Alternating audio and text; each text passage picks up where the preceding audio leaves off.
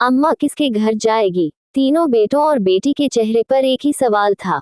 वे सब 1 घंटे से अस्पताल के बरामदे में टहलते हुए इस सवाल का जवाब सोच रहे थे।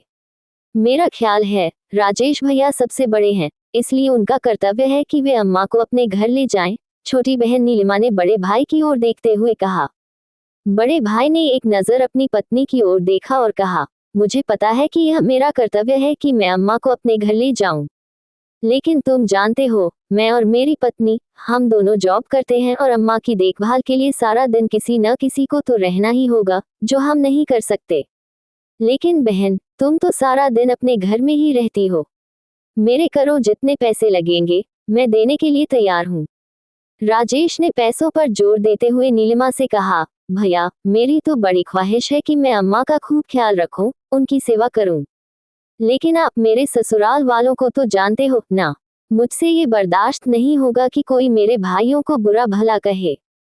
मेरा ख्याल है मनोज भैया के घर अम्मा ज्यादा आराम से रह सकती हैं। छोटे भाई सुरेश ने भी बहन की हाँ में हाँ मिलाई।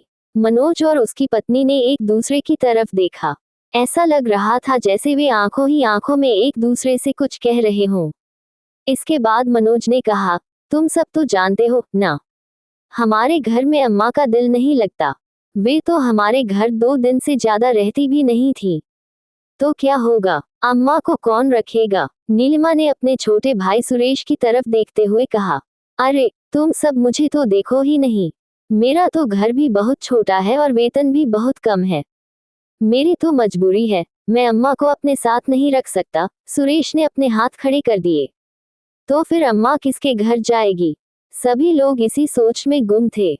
आई एम सॉरी, आपकी माता जी को नहीं बचा सके, डॉक्टर ने राजेश के कंधे पर हाथ रखते हुए कहा।